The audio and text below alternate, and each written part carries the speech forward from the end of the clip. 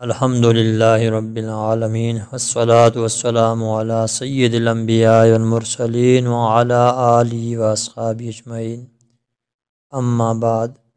سلسلہ معلومات اسلام کے معزز سامعین،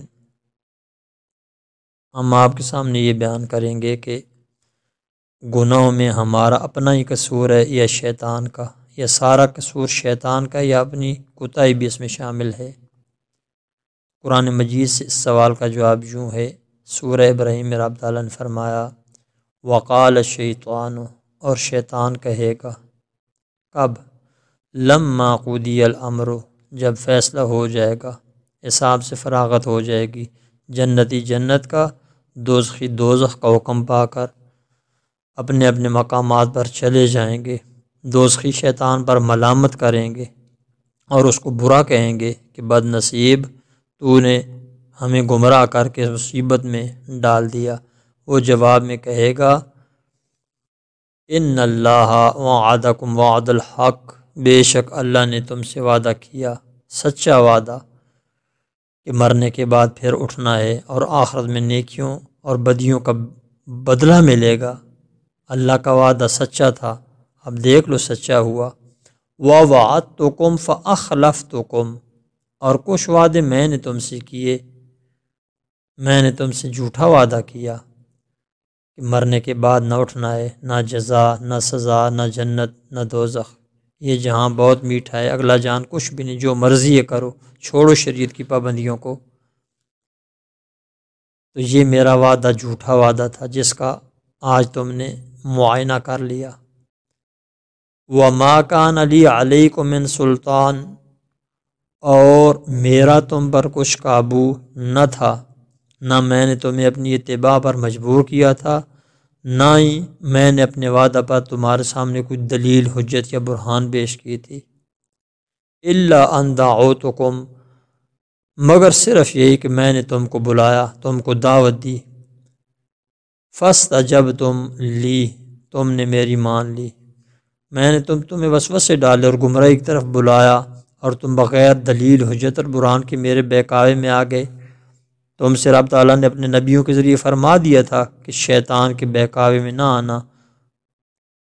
اس کے رسول اپنی نبوت کے اور اللہ کے احکام کے دلائل اور براہین سے تمہارے پاس آئے تھے، تو تم پر تو لازم تھا تم ان کی اتباع کرتے، ان کے معجزات تم نے دیکھے، لیکن تم نے انہیں جادوگر کا، ان کی طرف التفات نہ کیا۔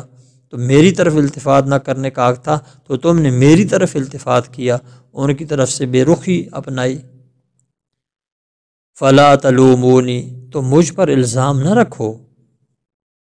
ولوموا انفسکم، اپنے آپ کو آج ملامت کرو، مجھے ملامت کیوں کرتے ہو۔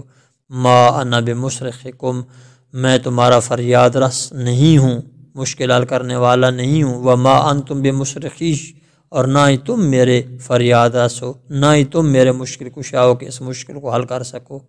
انی کفرت بما اشرکتمون، میں اس سے سخت بیزار ہوں جو تم نے پہلے مجھے شریک ٹھہرایا تھا۔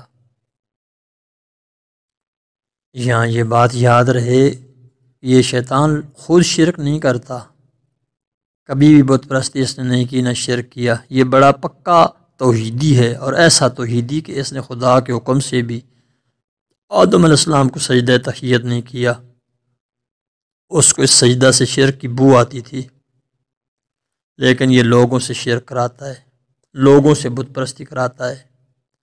یہاں یہ چیز بھی یاد رکھنے کے قابل ہے کہ نبی کا انکار کر کے ساری ایمانی چیزوں کو ماننا ایمان نہیں کہلا سکتا۔ شیطان رب کی ذات کو مانتا ہے، صفات کو مانتا ہے، جنت دوزخ کو مانتا ہے، حشر نشر سب کا قائل ہے، لیکن کافر ہے۔ کیوں؟ اس لیے کہ وہ نبی کا منکر تھا، جس پر مدار ایمان ہے وہ عقیدہ نبوت ہے۔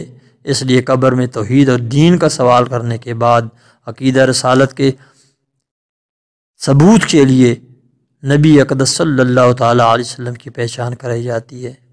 پھر شیطان نے کہا انی کفرت بما اشرکتمون من قبل، اس سے پہلے جو تم نے مجھے شریک ٹھہرایا تھا میں اس کا انکار کرتا ہوں، اس سے بیزار ہوں۔